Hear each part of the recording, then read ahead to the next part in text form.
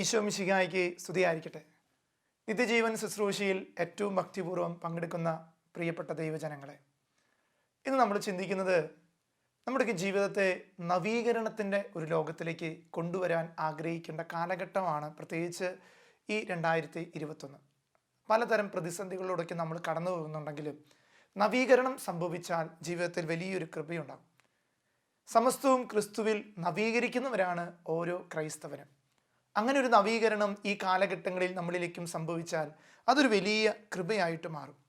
10-ാം Pius മാർപ്പാപ്പയുടെ ഒരു മനസ്സിലുള്ള വലിയൊരു ആപ്തവാക്യമായിരുന്നു സമസ്തവും ക്രിസ്തുവിൽ നവീകരിക്കുക എന്നുള്ളത്. സഭയെ പഠിപ്പിക്കുകയും ചെയ്തൊരു കാര്യമാണ്.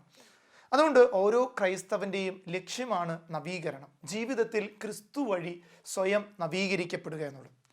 നമുക്കറിയാം, നവീകരണം എന്ന ഒരു കാര്യത്തെക്കുറിച്ച് ചിന്തിക്കുമ്പോൾ അത് വ്യക്തികളുടെ ജീവിതത്തിൽ നവീകരണം ഉണ്ടാകണം, കുടുംബത്തിൽ നവീകരണം ഉണ്ടാകണം, സഭയിൽ നവീകരണം ഉണ്ടാകണം, ലോകത്തിൽ നവീകരണം ഉണ്ടാകണം, പ്രസ്ഥാനങ്ങളിൽ നവീകരണം ഉണ്ടാകണം. ഏതൊരു കാര്യത്തിലും ഓരോ കാലഘട്ടത്തിനനുസരിച്ച് നവീകരണങ്ങൾ സംഭവിച്ചാൽ അത് പിന്നെ കാലഘട്ടങ്ങളിലേക്ക് ഒരു വലിയ കൃപയായിട്ട് മാറും, അല്ലെങ്കിൽ നന്മയിലേക്ക് അത് നയിക്കും നവീകരണങ്ങൾ. അതുകൊണ്ട് ക്രൈസ്തവന്റെ ജീവിതത്തിലും ഈ കാലഘട്ടത്തിൽ ക്രിസ്തു വഴി ഒരു നവീകരണം സംഭവിക്കണം.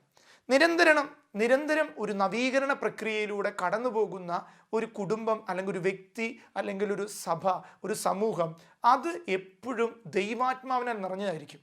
ദൈവത്താൽ നവീകരിക്കപ്പെടുന്ന ഒരു വ്യക്തി എപ്പോഴും ആത്മീയ തീഷ്ണതയോടെ ഈ ലോകത്ത് ശുശ്രൂഷ ചെയ്യുന്ന കണ്ടിട്ടുണ്ട്. അതുപോലെ തന്നെ കുടുംബങ്ങൾ ഓരോ കാലഘട്ടത്തിനനുസരിച്ച് നവീകരിക്കപ്പെടുന്ന കുടുംബ ജീവിത രീതികൾ, വ്യത്യസ്തമായ ചിന്താഗതികൾ ഈ ലോകത്ത് ഒത്തിരി കടന്നു വന്ന നന്മയുള്ള ഒത്തിരി കുടുംബങ്ങളെയും ഈ കാലഘട്ടത്തിൽ നമുക്ക് ബൈബിളിൻ്റെ അടിസ്ഥാനത്തിൽ ഈ നവീകരണത്തെക്കുറിച്ചൊന്ന് ചിന്തിക്കാം. ഉൽപ്പത്തിയുടെ പുസ്തകം 1 മുതൽ 11-ാമത്തെ അധ്യായം വരെ നമ്മൾ കാണുന്നത് അത് സൃഷ്ടിയുടെ കർമ്മത്തെക്കുറിച്ചും പിന്നീടുള്ള തുടർന്നുള്ള വചനങ്ങളാണ്. ഉൽപ്പത്തിയുടെ പുസ്തകം 1 തൊട്ട് 11 വരെ അത് പ്രധാനമായിട്ടും അബ്രാഹത്തിൻ്റെ വിളി വരെയുള്ളത് ദൈവം തൻ്റെ ജനത്തെ നവീകരിക്കാൻ ശ്രദ്ധിക്കുന്ന കാര്യങ്ങളാണ്.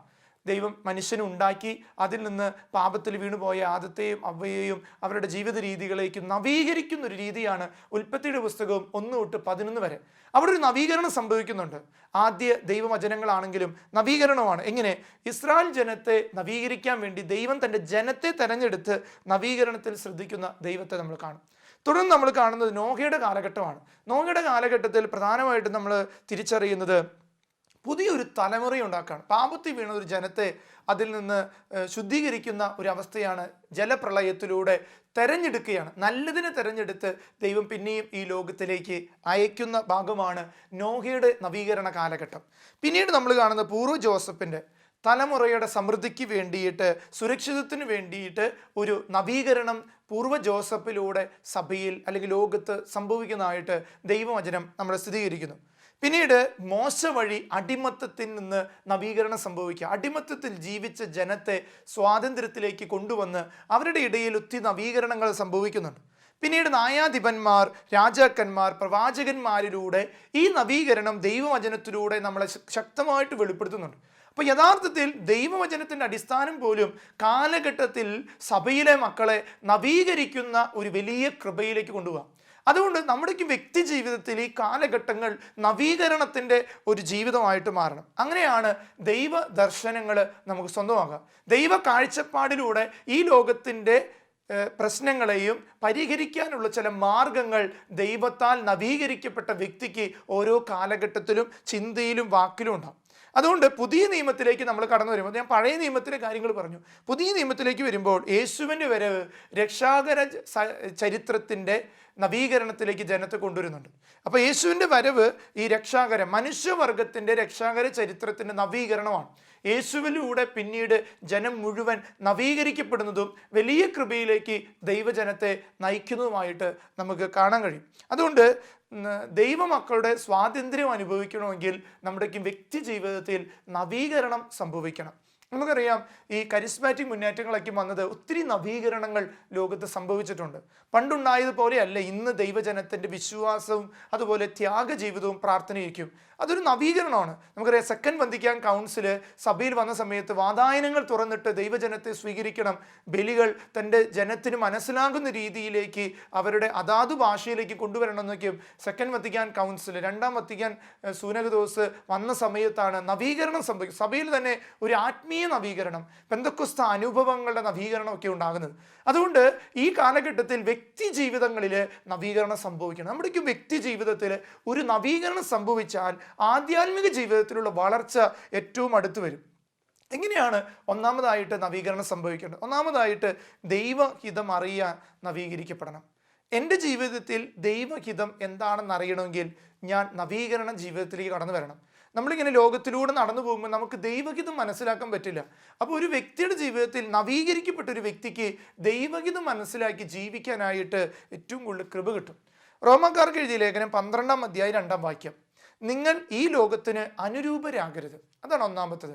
അപ്പോൾ അനുരൂപരാകുന്നവർക്ക് ഈ ദൈവഹിതം അറിയാൻ പറ്റില്ല. എന്തുകൊണ്ട്? ലോകത്തിന് അനുരൂപരാകുന്നവർ ദൈവത്തിൻ്റെ ഹിതങ്ങളെ അറിയാതെ കടന്നു പോകും. എന്നിട്ട് വചനം പറയാ, പ്രത്യുത മനസ്സിൻ്റെ നവീകരണം വഴി രൂപാന്തരപ്പെടുവിൻ. അപ്പം നമ്മുടെ മനസ്സ് നവീകരിക്കപ്പെടണം. ക്രിസ്തുവാകുന്ന സ്നേഹത്തിൽ, ക്രിസ്തുവാകുന്ന കൗദാശിക ജീവിതത്തിൽ, ക്രിസ്തുവാകുന്ന സഹനത്തിൽ ഞാൻ നവീകരിക്കപ്പെടുമ്പോൾ, ഞാൻ രൂപാന്തരപ്പെടുമ്പോൾ ദൈവഹിതം എന്തെന്നും നല്ലതും പ്രീതിജനകവും പരിപൂർണമായത് എന്തെന്നും വിവേചിച്ചറിയാൻ അപ്പോൾ നിങ്ങൾക്ക് സാധിക്കും. നമുക്ക് എപ്പോഴാണ് നമ്മുടെ ജീവിതത്തിൽ ഒരു നവീകരണം സംഭവിക്കുന്നത്? ഒന്ന്, നമ്മുടെ മനസ്സിൻ്റെ നവീകരണം വഴി രൂപാന്തരപ്പെടണം. ഒന്നാമത്തെ കാര്യം ഒരു രൂപാന്തരണം. 2, ദൈവഹിതം എന്തെന്നും നല്ലതും ദൈവം ആഗ്രഹിക്കുന്നതും നല്ലതുമായ പ്രീതിജനകവുമായ പരിപൂർണമായത് എന്തെന്ന് വിവേചിച്ചറിയാൻ അപ്പം നിങ്ങൾക്ക് കഴിയും. അപ്പോൾ നമ്മൾ രൂപാന്തരപ്പെടുവാനുള്ളൊരു കാലഘട്ടമാണിത്. സഹനങ്ങൾ ഉണ്ടാകുമ്പോഴും വേദനകൾ ഉണ്ടാകുമ്പോഴും പ്രലോഭനങ്ങളെ അതിജീവിക്കുമ്പോഴും ഇതെല്ലാം നമ്മുടെ രൂപാന്തരീകരണത്തിൻ്റെ നവീകരണത്തിൻ്റെ ഒരു കൃപ വരും. നമുക്ക് ഒരു ഉദാഹരണം അച്ഛൻ പറയാം. ഒരു സ്ത്രീ പ്രഗ്നൻസിയുടെ കാലഘട്ടത്തിൽ ആ കുഞ്ഞിനെ ഒത്തിരി ഒബ്സർവ് ചെയ്യും. ഇങ്ങനെ സ്കാൻ ചെയ്യും, അല്ലെങ്കിൽ ഡോക്ടർമാർ ഇടയ്ക്കിടയ്ക്ക് പോയി കാണും. ഓരോ മാസത്തിലും സ്കാനിങ് നടത്തും. കൊച്ച് എങ്ങനെയുണ്ട്, തല തിരിഞ്ഞിരിക്കുന്നുണ്ടോ, ബുദ്ധി വളർച്ചയുണ്ടോ, അല്ലെങ്കിൽ കൈകാലുകൾ നേരെയാണോ, ഇങ്ങനെ എല്ലാ മാസവും സ്കാനിങ്ങും ഇതെല്ലാം നടത്തി നോക്കും. സ്നേഹമുള്ളവരെ, ഒരു കാലഘട്ടം കഴിഞ്ഞ് കുഞ്ഞിന് ജന്മം കൊടുത്തു കഴിഞ്ഞാൽ ഒരു അമ്മയും പിന്നെ ശ്രദ്ധിക്കാറില്ല. ഞാൻ പറഞ്ഞ സ്കാനിങ്ങിന് കൊണ്ടുപോകണമെന്നല്ല, ഈ കുഞ്ഞിനെ അന്ന് ശ്രദ്ധിച്ച, ഉദരത്തിലായിരുന്ന കാലഘട്ടങ്ങളിൽ കൊടുത്ത അത്രയും ശ്രദ്ധ ഇന്ന് പലരിലുണ്ട്. അതുകൊണ്ട് തന്നെ ഈ ഉള്ളിലുണ്ടായിരുന്ന സമയത്തുള്ള രൂപാന്തരീകരണം പലപ്പോഴും കുഞ്ഞുങ്ങൾ പുറത്തു വരുമ്പോൾ, മാതാപിതാക്കളുടെ കയ്യിലുണ്ടാകുമ്പോൾ അത് സംഭവിക്കുന്നില്ല. അവർക്കിഷ്ടമുള്ള പോലെ ജീവിച്ചോട്ടെ എന്നൊരു രീതി പലപ്പോഴും ഈ കാലഘട്ടത്തിൽ ഒരു ഉദാഹരണമാണ് അച്ഛൻ പറഞ്ഞത്. അതുകൊണ്ട് നമുക്ക് എപ്പോഴും അത് വേണം. നവീകരണം ഒരു കാലഘട്ടത്തേക്ക് മാത്രമുള്ളതല്ല. കുട്ടിയായിരുന്ന ഉദരത്തിലായിരുന്ന കുഞ്ഞിനെ നവീകരിച്ചതുപോലെയല്ല. നമ്മുടെ വ്യക്തി ജീവിതത്തിൽ, ആധ്യാത്മിക ജീവിതത്തിൽ ജനിച്ച അന്ന് മുതൽ മരിക്കുന്നത് വരെ ഈ നവീകരണം സംഭവിക്കണം. അത് നമ്മൾ ചിലപ്പോൾ ഒറ്റയ്ക്ക് സാധിക്കില്ല. കൂട്ടായി പരിശ്രമം വേണ്ടിവരും. അല്ലെങ്കിൽ നമ്മുടെ കൗദാശിക ജീവിതത്തിൽ പുരോഹിതർ വേണ്ടിവരും. എല്ലാവരുടെയും ഒരു കൂട്ടായ പരിശ്രമം ഇന്നൊരു വ്യക്തി ജീവിതത്തിന് നവീകരണത്തിന് ആവശ്യമാണെങ്കിൽ അത് നമ്മൾ തിരഞ്ഞെടുക്കണം, അതിലേക്ക് നടന്നു പോകണം. അതുകൊണ്ട് ഇങ്ങനെ പറയാറുണ്ട്, നവീകരണം ഒരു വ്യക്തിയുടെ ജീവിതത്തിൽ ഒരു കാലഘട്ടത്തിൽ മാത്രം സംഭവിക്കേണ്ട ഒന്നല്ല, മരണം വരെ സംഭവിക്കേണ്ടത്. അത് ക്രിസ്തുവിലായിരിക്കണം സംഭവിക്കേണ്ടത്. മരണം വരെ യേശു ക്രിസ്തുവിൽ നവീകരിക്കപ്പെട്ട ഒരു സൃഷ്ടിയെ ദൈവൈക്യത്തിലും ദൈവകൃപയിലും വളർത്തപ്പെടും. അതുകൊണ്ട് ഒരു കാലഘട്ടത്തിലോ ഒരു ധ്യാനം കൂടുമ്പോഴോ അല്ലെങ്കിൽ ഒരു ബലിയർപ്പണം കഴിയുമ്പോഴോ മാത്രമല്ല, ജീവിതത്തിൻ്റെ എല്ലാ സമയവും മരണം വരെയുള്ള ജീവിതത്തിൽ ഈ നവീകരണം നമുക്ക് സംഭവിക്കണം. അതുകൊണ്ടാണ് വചനം പറഞ്ഞത്, ഈ ലോകത്ത് നിങ്ങൾ അനുരൂപരാകരുത്. നവീകരിക്കുന്നൊരു ജീവിതം ഒരിക്കലും ലോകത്തിൻ്റെ അരൂപിയോട് ഒരിക്കലും കടന്നു പോകില്ല. ലോകത്തിൻ്റെ അരൂപിയെ എതിർത്ത് ജീവിക്കുന്ന വ്യക്തിയായിരിക്കും. അതുകൊണ്ടാണ് ദൈവത്തിൽ നിന്നല്ലാത്ത എല്ലാ കാര്യങ്ങളും എത്ര നല്ലതെന്ന് തോന്നിയാലും ഈ നവീകരിക്കപ്പെട്ട ജീവിതം അവിടേക്ക് പോകില്ല. ദൈവത്തിൽ നിന്നല്ലാത്തത് എല്ലാം നല്ലതാണെന്ന് തോന്നുമാറാകുന്ന ഏതൊരു പ്രവൃത്തിയിലേക്കും നവീകരിക്കപ്പെട്ട ആത്മാവ് ഒരിക്കലും ആകർഷിക്കപ്പെടില്ല. അതുകൊണ്ട് സ്നേഹമുള്ളവർ തിരിച്ചറിയണം, നല്ലതെന്ന് തോന്നുന്ന പല കാര്യങ്ങളുണ്ട് ഈ ലോകത്ത്. എന്നാൽ നമ്മുടെ നവീകരണ ജീവിതത്തിന് അത് തിന്മയാണെങ്കിൽ ഒരിക്കലും തിരഞ്ഞെടുക്കരുത്. നല്ലതെന്ന് തോന്നും, എല്ലാവരും നല്ലതെന്ന്, നിന്റെ ജീവിതത്തിന് നല്ലതെന്ന് തോന്നുന്നതെല്ലാം ചിലപ്പോൾ നവീകരണ ജീവിതത്തിന് നല്ലതാവണമെന്നില്ല. ഒരിക്കൽ ഒരു അമ്മച്ചി എൻ്റെ അടുത്ത് കടന്നു വന്നിട്ട് ഇങ്ങനെ പറഞ്ഞു, അച്ഛാ എനിക്ക് ഭയങ്കര ഷുഗർ ആയതുകൊണ്ടാണ്, ഒരു മകനേ ഉള്ളൂ, ഈ മകൻ്റെ പ്രത്യേകത അവൻ ഇപ്പോൾ ഒരു ഭയങ്കര അലസനാണ്, ശരീരം മുഴുവൻ പച്ചകുത്തിയും ഇങ്ങനെ ഭയങ്കര അസ്വസ്ഥതയോടെ ലോകത്തിൻ്റെതായ തിന്മകളിലേക്ക് വീണുപോയി, അപ്പനും അമ്മയും കയ്യൂങ്ങി തല്ലാൻ വരണം, അങ്ങനെ ഇരിക്കും. അങ്ങനെ ഞാൻ ഈ കൊച്ചിനെ സംസാരിച്ച് ഏക മകനാണ്. അങ്ങനെ ഈ അമ്മച്ചിയോട് ചോദിച്ചപ്പോൾ ഈ അമ്മച്ചി പറഞ്ഞു, അച്ഛാ എനിക്ക് ഭയങ്കര ഷുഗർ ആയതുകൊണ്ട് ഡോക്ടേഴ്സ് പറഞ്ഞു ഒരു കുഞ്ഞുണ്ടായ പ്രശ്നമായിരിക്കും, ഇതാണെന്നൊക്കെ പറഞ്ഞ് നിങ്ങൾ വേണ്ടെന്ന് വെച്ചു. അങ്ങനെ അവരുടെ ജീവിതത്തിൽ ഉണ്ടായ മകനെ അവർക്ക് സ്നേഹിച്ചിട്ടും അത് അവന് മനസ്സിലാകുന്നില്ല. സ്നേഹമുള്ളത്, അതുകൊണ്ട് നമ്മൾ തിരിച്ചറിയണം, ലോകത്ത് നിനക്ക് നന്മയാണെന്ന് തോന്നുന്നത് ചിലപ്പോൾ അറിയില്ല. ഈ ചേച്ചിക്ക് കുഞ്ഞുങ്ങളുണ്ടാവണമെന്ന്, എന്നാൽ അത് ചെയ്യാതിരിക്കേണ്ട ചില പ്രവൃത്തികൾ ചെയ്തു കൂട്ടി, പ്രസവം വേണ്ടാന്ന് വെച്ചു, അങ്ങനെ കുഞ്ഞുങ്ങളെ കൊന്നൊടുക്കുന്ന രീതിയിലേക്ക് പോയി. അപ്പം എന്തുണ്ടായി? ഉണ്ടായിട്ടുള്ള ഏക മകനെ സ്നേഹിക്കാനോ, കടിഞ്ഞൂൽ പുത്രൻ പോലും ഇവരെ എതിർക്കുന്ന, ഇവരിൽ നിന്ന് ലക്ഷങ്ങൾ തട്ടിയെടുക്കുന്ന ഗെയിമുകളിലേക്കും മറ്റു കാര്യങ്ങളിലേക്കും പാപത്തിലേക്കും മുഴുകി അവനിപ്പോഴൊരു മനുഷ്യനാണെന്ന് ചോദിച്ചാൽ അവന് തന്നെ അറിയില്ല ഞാൻ മനുഷ്യനാണ്, ഒരു മന്ദിച്ച അവസ്ഥയിൽ കടന്നു പോകുന്നു. ഇതിന് കാരണം ഇത് തന്നെയാണ്. നമ്മൾ നവീകരിക്കപ്പെട്ട ജീവിതങ്ങൾ ഒരിക്കലും നമുക്ക് സുഖമെന്ന് കരുതുന്നതിൻ്റെ പുറകെ പോയിട്ട് ലോകത്തിൻ്റെ പാപങ്ങളിൽ പോയി നമ്മുടെ നാളെയിലുള്ള സന്തോഷങ്ങളെ നശിപ്പിച്ച് കളയരുത്. അതുകൊണ്ട് എന്താണ് നവീകരണം? നവീകരണം എന്ന് പറഞ്ഞാൽ ആയിരിക്കുന്ന അവസ്ഥയിൽ നിന്ന് ക്രിസ്തുവിൽ ആയിരിക്കേണ്ട അവസ്ഥയിലേക്ക് എത്തുന്നതാണ് യഥാർത്ഥ നവീകരണം. നമ്മളിപ്പോഴായിരിക്കുന്ന അവസ്ഥയെ നമ്മൾ മനസ്സിലാക്കുക, അതിനുശേഷം നമ്മൾ ആയിരിക്കേണ്ട അവസ്ഥ, ക്രിസ്തുവിൽ ഞാൻ ആയിരിക്കേണ്ട അവസ്ഥയിലേക്ക് എത്തിച്ചേരാൻ ഞാൻ പരിശ്രമിക്കണം. അവിടെയാണ് യഥാർത്ഥത്തിൽ നവീകരണം ഉണ്ടാകും. പലപ്പോഴും പല ജീവിതങ്ങളും ഈ കാലഘട്ടത്തിൽ കണ്ടുമുട്ടിയപ്പോൾ അവരോടൊക്കെ പറയും, യേശുവിൻ്റെ സ്നേഹത്തെ പ്രതി ഉപേക്ഷിക്കാൻ പറ്റുമോ? അച്ഛാ, യേശുവിൻ്റെ സ്നേഹത്തെ പ്രതി ഉപേക്ഷിക്കാം, എന്നാൽ പിന്നെയും അത് ചെയ്യും. കാരണം യേശുവിൻ്റെ സ്നേഹം എന്താണെന്ന് അറിയണമെങ്കിൽ ഞാൻ ആയിരിക്കുന്ന അവസ്ഥയെ ഞാൻ മനസ്സിലാക്കണം. ഞാൻ ഇപ്പോൾ യേശുവിൻ്റെ സ്നേഹത്തിലല്ല, അതുകൊണ്ടാണ് ഞാൻ ഈ പ്രവൃത്തി ചെയ്യുന്നത്. അപ്പോൾ ഞാൻ യേശുവിൻ്റെ സ്നേഹത്തിൻ്റെ പ്രവൃത്തിയിലേക്ക് ആയിരിക്കുന്ന അവസ്ഥ വരുമ്പോഴാണ് എനിക്ക് മനസ്സിലാവുള്ളൂ. അപ്പം എല്ലാവരും പറയുന്നത് വേണ്ടാന്ന് വെക്കാൻ ആഗ്രഹമുണ്ട്, എന്നാൽ നീ ആയിരിക്കുന്ന അവസ്ഥ പലപ്പോഴും പാപത്തിലാണെങ്കിൽ അതിൽ നിന്ന് മാറി യേശുവിൽ ആയിരിക്കുമ്പോഴാണ് നിനക്ക് ആയിരിക്കേണ്ട അവസ്ഥയിലേക്ക് എത്തിച്ചേരാൻ പറ്റുക. 2 ദിനവൃത്താന്തം 7-ാം അധ്യായം 14-ാം വാക്യം പറയുന്നുണ്ട്, എൻ്റെ നാമം പേറുന്ന എൻ്റെ ജനം എന്നെ അന്വേഷിക്കുകയും തങ്ങളെ തന്നെ എളിമപ്പെടുത്തി പ്രാർത്ഥിക്കുകയും തങ്ങളുടെ ദുർമാർഗങ്ങളിൽ നിന്ന് പിന്തിരിയുകയും ചെയ്താൽ ഞാൻ സ്വർഗത്തിൽ നിന്ന് അവരുടെ പ്രാർത്ഥന കേട്ട് അവരുടെ പാപങ്ങൾ ക്ഷമിച്ച് അവരുടെ ദേശം ഫലഭൂയിഷ്ഠമാക്കുകയും ചെയ്യും. ഒന്നുകൂടി അച്ഛൻ പറയാം, എൻ്റെ നാമം പേറുന്ന എൻ്റെ ജനം എന്നെ അന്വേഷിക്കണം. ഒന്നാമത്തെ കാര്യം, സ്നേഹമുള്ളവരെ, നിങ്ങളായിരിക്കുന്ന സ്ഥലത്ത് നിന്ന് പാപത്തിൽ നിന്ന് മാറി നിന്നിട്ട് കർത്താവിനൊന്ന് അന്വേഷിക്കണം. എന്നിട്ട് പറയുക, തങ്ങളെ തന്നെ എളിമപ്പെടുത്തണം. കർത്താവെ, ഞാനൊരു പാപിയാണ്, എനിക്ക് നവീകരണം ആവശ്യമാണ്, എനിക്കൊരു വിശുദ്ധീകരണം ആവശ്യമാണ്, എൻ്റെ കുടുംബത്തിൽ എളിമപ്പെടണം. സ്നേഹമുള്ളവരെ, നമ്മളായിരിക്കുന്ന അവസ്ഥകളെല്ലാം ഈ സക്കീവൂസിനെ പോലെ എല്ലാം പിടിച്ചു വെച്ചതാണെങ്കിൽ അവിടുന്ന് എളിമപ്പെടണം. എന്നിട്ട് എന്ത് ചെയ്യണം? പ്രാർത്ഥിക്കുകയും തങ്ങളുടെ ദുർമാർഗങ്ങളിൽ നിന്ന് പിന്തിരിയണം. കഴിഞ്ഞ കാലഘട്ടങ്ങളിൽ ചെയ്തു പോയ പാപത്തിന് പരിഹാരം ചെയ്യാൻ ഇനിയുള്ള ജീവിതം പോരെ. സ്നേഹമുള്ളവരെ, നമ്മൾ പറയില്ലേ, ഞാൻ കഴിഞ്ഞ കാലഘട്ടം ചെയ്ത പാപത്തിന് ഇനിയൊരു ജീവിതം കൊണ്ട് പരിഹാരം ചെയ്ത് തീർക്കാൻ നമുക്ക് പറ്റുമോ ഇല്ലയോ എന്ന് അറിഞ്ഞുകൂടാ. എന്നിട്ടാണ് പുതിയ പാപം ചെയ്യണത്. അപ്പം ഒന്ന് ആലോചിച്ച് നോക്കിയേ, അപ്പം എന്നും നമ്മളിത് കൊടുത്തു കിട്ടും. കടക്കാരായിട്ട് ജീവിക്കുക കർത്താവിൻ്റെ മുന്നിൽ. കാരണം ചെയ്ത പാപത്തിനുള്ള പരിഹാരം ചെയ്തു തീർക്കാനുള്ള ദിവസങ്ങൾ പോലും കയ്യിലില്ലാതെ പിന്നെയും പാപം ചെയ്ത് പിന്നെയും വലിയൊരു കടക്കാരായിട്ട് നമ്മൾ മാറുക. അതുകൊണ്ട് വചനം പറയണേ, പിന്തിരിഞ്ഞ് നിങ്ങളെന്ത് ചെയ്യും? തങ്ങളുടെ ദുർമാർഗങ്ങളിൽ നിന്ന് പിന്തിരിഞ്ഞ് ഞാൻ സ്വർഗത്തിൽ നിന്ന് അവരുടെ പ്രാർത്ഥന, പിന്തിരിയുന്നവരുടെ പ്രാർത്ഥന ദൈവം സ്വർഗത്തിൽ നിന്നും അവരുടെ പാപങ്ങൾ ക്ഷമിക്കുകയും അവരുടെ ദേശം, അവരുടെ കുടുംബം, അവരുടെ ആഗ്രഹങ്ങളെ ഫലഭൂയിഷ്ഠമാക്കുകയും ചെയ്യും. അതുകൊണ്ട് നവീകരണത്തിൻ്റെ ഘട്ടങ്ങൾ ഏതൊക്കെയാണ്? ഒന്നാമത്തെ ഘട്ടം, നവീകരണം ഉണ്ടാകുന്ന ഒരു ജീവിതത്തിൻ്റെ ഒന്നാമത്തെ ഘട്ടം, എൻ്റെ നാമം പേറുന്ന ജനമായിരിക്കും അവർ. ഒരു നവീകരണം ജീവിതത്തിൽ സംഭവിച്ചൊരു വ്യക്തിക്ക് യേശു കർത്താവാണെന്ന് പറയാൻ ഒരു മടിയും ഉണ്ടാവില്ല. അതെവിടെ കൊണ്ടുവന്നിട്ടാലും തല വിട്ടെന്ന് പറഞ്ഞാലും അവിടെ നിന്ന് പറയും. അതാണ് നവീകരിക്കപ്പെട്ട ജീവിതം. അല്ലാതെ എല്ലാം ക്രിസ്ത്യാനികളാണെന്ന് പറയരുത്. ക്രിസ്ത്യാനിയുടെ ഒരു പ്രത്യേകത, അവൻ നവീകരിക്കപ്പെട്ടവനായിരിക്കും. നവീകരിക്കപ്പെട്ടവൻ എന്ന് പറഞ്ഞാൽ എവിടെ കൊണ്ടുവന്നിട്ടാലും അവിടെ കർത്താവിന് കൊടുക്കും. അതാണ് എൻ്റെ നാമം പേറുന്ന എൻ്റെ ജനം. അതാണ് നവീകരിക്കപ്പെട്ട ജനത്തിൻ്റെ ഒന്നാമത്തെ ഘടകം. അതുകൊണ്ടാണ് വെളിപാട് 3:20 പറയുന്നത്, ഇതാ ഞാൻ വാതിൽ മുട്ടുന്നു, ആരെങ്കിലും എൻ്റെ സ്വരം കേട്ട് വാതിൽ തുറന്നു തന്നാൽ ഞാൻ അവൻ്റെ അടുത്ത് വരികയും ഞങ്ങൾ ഒരുമിച്ച് ഭക്ഷിക്കുകയും ചെയ്യും. കണ്ടോ, ദൈവത്തിന് വേണ്ടി വാതിൽ തുറന്ന് ഒരുമിച്ച് ഭക്ഷിക്കാൻ പറ്റും. കാരണം അവർ ദൈവത്തോട് ചേർന്നിരിക്കും. നവീകരിക്കപ്പെട്ട ജീവിതമൊക്കെയും ഇത്. ഈ കാലഘട്ടങ്ങളിൽ ഒരു ശുശ്രൂഷ ഞാൻ ഇപ്പോൾ അടുത്ത് ഷെക്കീന ടെലിവിഷനിൽ കാണാനിട വന്നു. അത് പറഞ്ഞ തീ പിടിച്ച ജനം, അവരുടെയൊക്കെ ഒരു പ്രത്യേകത തീ പിടുത്തമാണ്. ആത്മാവ് കിട്ടിയ ചില ജീവിതങ്ങൾ തീ പിടിച്ചവരാ. അത് കർത്താവിന് വേണ്ടി അത് നവീകരിക്കപ്പെട്ട ജീവിതം. ചിലപ്പോൾ തെരുവിൽ കിടന്നവർ, നമുക്കറിയാം നമ്മുടെയൊക്കെയും ക്രൈസ്തവ മാധ്യമങ്ങളിലൊക്കെയും ഇങ്ങനെ തീ പിടിച്ച ജീവിതങ്ങളെ നമുക്ക് പലപ്പോഴും പരിചയപ്പെടുത്താറുണ്ട്. തീ പിടിച്ച വൈദികര്, തീ പിടിച്ച സന്യസ്തര്, തീ പിടിച്ച അൽമായര്, തീ പിടിച്ച കുഞ്ഞുങ്ങള്, തീ പിടിച്ച യുവജനങ്ങള്, അങ്ങനെ തീ പിടിച്ചവരാണ് നവീകരിക്കപ്പെട്ട ജീവിതങ്ങളിലെ ഏറ്റവും പ്രധാനപ്പെട്ടത്. അതാണ് വചനം പറയും, ഇതാ ഞാൻ വാതിൽ മുട്ടുന്നു, ആരെങ്കിലും എൻ്റെ സ്വരം കേട്ട് വാതിൽ തുറന്നു തന്നാൽ ഞാൻ അവരുടെ കൂടെ ഇരുന്ന് ഒരുമിച്ച് ഭക്ഷിക്കും. സ്നേഹമുള്ളവരെ, മത്തായി ശ്ലീഹയുടെ സുവിശേഷം 5-ാം അധ്യായം 45-ാമത്തെ വാക്യം, സ്വർഗസ്ഥനായ പിതാവ് ശിഷ്ടരുടെയും ദുഷ്ടരുടെയും മേൽ സൂര്യനെ ഉദിപ്പിക്കുന്നു, നീതിമാന്മാരുടെയും നീതിരഹിതരുടെ മേൽ മഴ പെയ്യുകയും ചെയ്യുന്നു. അതുകൊണ്ട് സ്നേഹമുള്ള, ആര് വാതിൽ തുറന്നു കൊടുത്താലും അവൻ പാപിയാണോ, പാപത്തിൽ ജീവിച്ചിട്ട് കർത്താവിൻ്റെ സന്നിധി വരുന്ന കരഞ്ഞ് മുട്ടിയാൽ അത് തുറന്നു കൊടുക്കും.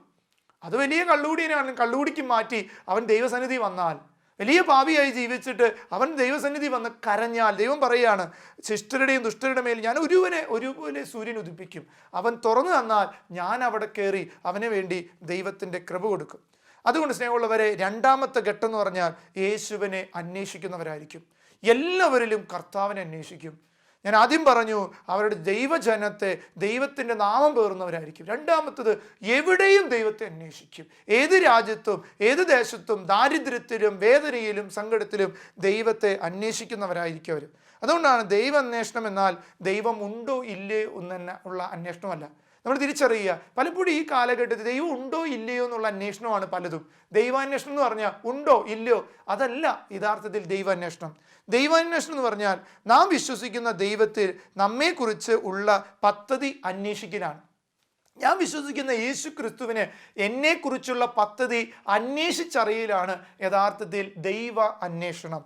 അല്ലാതെ ദൈവമുണ്ടോ ഇല്ലയോ എന്നുള്ള അന്വേഷണമല്ല, മറിച്ച് എന്നെ സ്നേഹിക്കുന്ന, എന്നെ വളർത്തിയ, എനിക്ക് ജന്മം നൽകിയ എൻ്റെ ദൈവത്തിന് എന്നെക്കുറിച്ച് എന്താണോ പദ്ധതി എന്നുള്ള അന്വേഷണമാണ് യഥാർത്ഥത്തിലുള്ള ദൈവ അന്വേഷണം. അങ്ങനെ വരുമ്പോഴാണ് ദൈവ അന്വേഷകൻ തിരിച്ചറിയുക ഞാനും ദൈവവും തമ്മിലുള്ള ബന്ധം. പലപ്പോഴും എന്നിലുള്ള ദൈവ സാന്നിധ്യത്തെ ഞാൻ തിരിച്ചറിയണം. ഈ ലോകത്തുള്ള ദൈവത്തെ നമുക്ക് ചിലപ്പോൾ ഉൾക്കൊള്ളാനുള്ള സാധ്യതകൾ കുറവാണ്. കാരണം നമുക്കറിയാം, നമ്മൾ സൃഷ്ടിയാണ്. സൃഷ്ടാവിനെ ഉൾക്കൊള്ളാൻ ഒരു സൃഷ്ടിക്ക് പൂർണ്ണമായി പറ്റണമെന്നില്ല. എന്നാൽ സൃഷ്ടി തൻ്റെ ഉള്ളിലുള്ള സൃഷ്ടാവിൻ്റെ ഹിതം എന്താണെന്ന് തിരിച്ചറിഞ്ഞാൽ യഥാർത്ഥത്തിൽ അവൻ ദൈവത്തെ കണ്ടെത്തും. അതുകൊണ്ടല്ലേ ആബേലച്ചൻ എഴുതിയ, ഈശ്വരനെ ഞാൻ തേടി നടന്നു, തേടിയിട്ട് ഞാൻ കണ്ടില്ല, കടലുകൾ കടന്നു, മണൽപ്പുറത്തോട് നടന്നു, അവസാനം എന്നിലേക്ക് ഞാൻ തിരിഞ്ഞു, അവിടെയാണ് ഈശ്വരൻ്റെ വാസം എന്ന് ഞാൻ തിരിച്ചറിഞ്ഞു. അതുകൊണ്ട് ആബേലച്ചൻ കഴിഞ്ഞ് ഈശ്വരനെ തേടി ഞാൻ നടന്നു എന്ന മനോഹരമായ, കേരളത്തിലെ മനോഹരമായ ഒരു ഗാനം രചിക്കപ്പെട്ടത്. അപ്പോൾ നമ്മിലേക്ക് നോക്കണം. നമ്മുടെ ദൈവിക പദ്ധതി, നമ്മുടെ നവീകരിക്കപ്പെട്ട പദ്ധതി എന്താണെന്ന് തിരിച്ചറിയുമ്പോഴാണ് ആ കൃപ കിട്ടുക.